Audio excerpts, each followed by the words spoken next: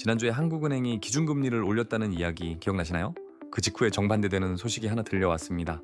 화성 동탄 아파트값이 한 달 만에 6.25%나 뛰어서 역대 최고치를 찍었다는 소식이에요. 금리를 올리면 보통 집값에는 브레이크가 걸려야 하잖아요. 만원 경제학, 오늘은 이 이상한 흐름을 따라가 보겠습니다. 먼저 숫자부터 확인하고 갈게요. 이번 달 조사 기준으로 서울 아파트 매매 가격은 전월 대비 1.05% 올랐습니다. 경기도는 0.87% 상승해서 지난달 0.69%보다 오름폭이 더 커졌어요. 그 중에서도 화성 동탄구가 10.25%로 전국 1위, 역대 최고 상승률을 기록했고요. 수원 영통구 3.06%, 광명 2.50%, 구리 2.29%가 뒤를 이었습니다. 용인 수지구 1.94%, 하남 1.74%, 성남 중원구 1.7%도 눈에 띄는 상승폭이에요. 재밌는 건 이 지역들이 전부 서울이 아니라 경기 남부에 몰려 있다는 점입니다. 가계부채 규모 자체도 가볍게 볼 수준은 아니에요. 한국의 가계부채는 국내 총생산 대비 89.4%로 미국 68%, 일본 61.1%, 중국 59%보다 훨씬 높습니다. 그런 와중에 정부는 대출을 오히려 강하게 조이고 있는 중이에요. 다주택자가 수도권이나 규제 지역에 가진 주택담보대출은 만기 연장이 원칙적으로 막혔습니다. KB국민은행은 전국 주택담보대출 한도를 3억 원으로 낮췄고요. 사업자 대출을 다른 용도로 쓰는 경우도 점검 대상을 대폭 넓혀서 적발되면 전 금융권 대출이 아예 막히게 했습니다. 규제는 이렇게 세지는데 왜 하필 동탄 같은 곳만 이렇게 뜨거워질까요? 답은 풍선 효과라는 말 안에 있습니다. 규제가 촘촘한 지역을 피해서 상대적으로 느슨한 지역으로 수요가 옮겨가는 현상이에요. 6억 원 이하 주택이나 규제가 덜한 지역은 대출 문턱이 상대적으로 낮게 남아있거든요. 그러다 보니 실수요자들이 서울 대신 경기 남부로 눈을 돌리기 시작한 겁니다. 사실 이런 흐름이 처음은 아니에요. 2020년에도 서울 강남권 규제가 강해지자 수요가 수원과 용인, 성남 쪽으로 옮겨간 적이 있습니다. 그때도 규제가 촘촘해질수록 바로 옆 동네가 반사이익을 보는 흐름이 나타났었죠. 이 흐름이 왜 지금 다시 시작됐는지 배경부터 볼게요. 지난 6월 주택담보대출을 중심으로 가계대출이 예상보다 빠르게 늘었습니다. 금융당국은 이 속도로 가면 연간 관리 목표를 지키기 어렵다고 판단했고요. 그래서 나온 게 지금의 강도 높은 대출 조이기였습니다. 다만 조이는 과정에서 뜻하지 않은 부작용도 나타났어요. 신축 아파트에 입주하려는 사람들의 자금 대출이 막히기 시작한 거예요. 재건축, 재개발 현장에 자금줄도 함께 얼어붙었고요. 결과적으로 당국은 공급 물량이나 실수요자 대출만큼은 규제 대상에서 빼주는 방안을 검토하고 있습니다. 이른바 핀셋 완화라고 불리는 조치예요. 이렇게 예외가 생기는 지점마다 시장은 그 틈을 정확히 파고듭니다. 심리지표에서도 같은 신호가 나타났어요.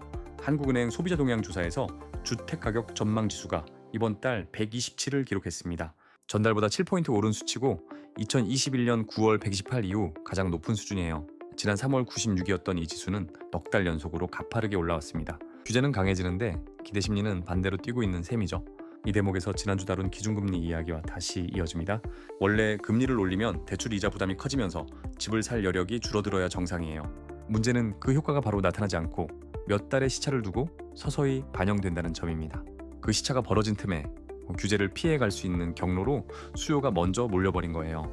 그러니까 지금 벌어지는 일은 금리 인상과 대출 규제가 동시에 작동하는 과도기의 부작용에 가깝습니다. 실제 사례를 하나 들어볼게요. 수원에서 전세로 지내던 30대 부부 이야기입니다. 이들은 원래 서울 쪽 아파트를 알아보고 있었는데 대출 한도가 낮아지면서 계획을 접었어요. 대신 상대적으로 규제가 느슨한 동탄 쪽 신축 단지로 눈을 돌렸고요. 몇 주 사이에 호가가 계속 오르는 걸 보고 결국 이번 여름에 계약을 마쳤다고 해요. 이 부부처럼 규제를 피해 다른 지역으로 옮겨가는 수요자가 지금 경기 남부 곳곳에서 비슷하게 나타나고 있는 거죠. 투자하시는 분들이 궁금해할 부분도 하나 있어요. 이런 국지적인 급등이 계속 이어질 수 있을지가 관건인데요. 핀셋 완화가 실제로 시행되면 지금 눌려있던 다른 지역 수요까지 함께 풀릴 가능성이 있습니다.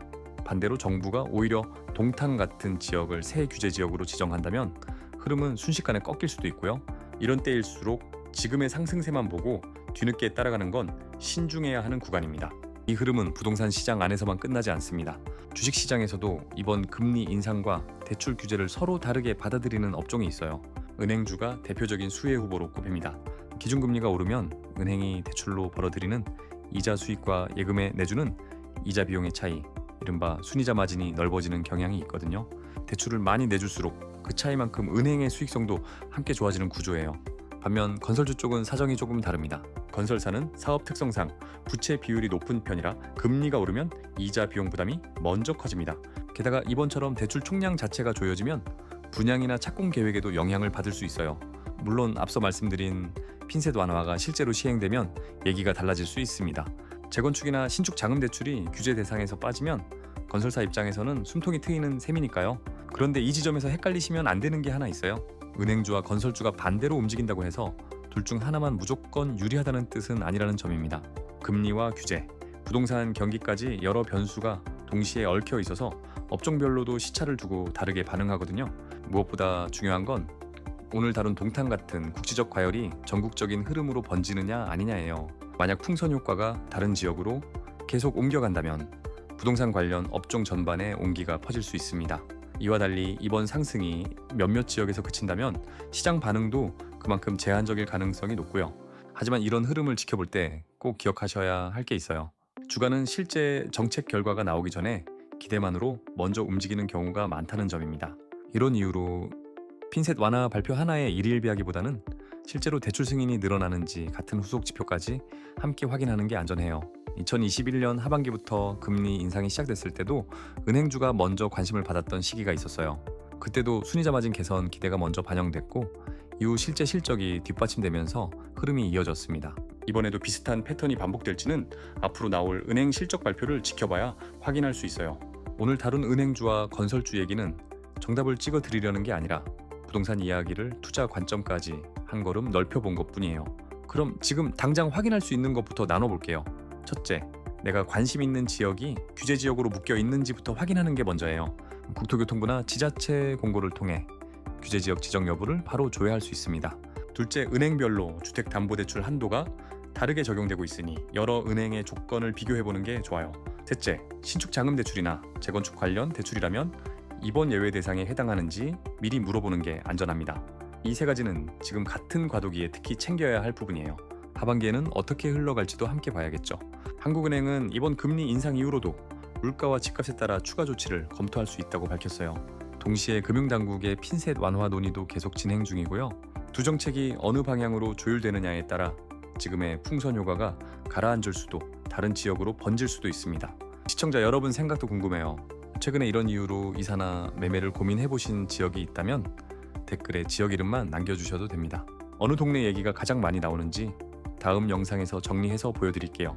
오늘 얘기 세 줄로 압축해볼게요. 첫째, 대출 규제가 강해졌는데도 특정 지역 집값은 오히려 역대 최고치를 찍었다는 것. 둘째, 그 배경엔 규제를 피해 수요가 옮겨가는 풍선 효과와 금리 효과가 늦게 나타나는 시차가 겹쳐 있다는 것. 셋째, 핀셋 완화의 방향에 따라 이 흐름이 진정될 수도 확산될 수도 있다는 것. 지난 영상에서 기준금리 이야기를 다뤘을 때 대출 이자 부담을 걱정하는 댓글이 정말 많았는데 오늘 다룬 집값 흐름은 그 걱정과 정확히 맞닿아 있는 이야기입니다. 이 채널은 이렇게 하나의 정책이 금리에서 대출로, 대출에서 집값으로 이어지는 흐름을 매번 끝까지 따라갑니다. 헷갈리는 부분이 있었다면 편하게 댓글로 남겨주세요. 서울 1.5%, 경기 0.87%, 그중 동탄이 6.25%로 전국 최고 상승률이었다는 점 기억해 두시면 좋아요. 어디에 살든 어떤 선택을 하든 마지막 판단은 늘 본인의 몫이라는 것도 잊지 마세요. 다음 시간에는 하반기 규제 완화가 실제로 어느 지역부터 적용될지 더 구체적으로 짚어보겠습니다. 오늘도 끝까지 봐주셔서 고맙습니다. 만원 경제학이었습니다.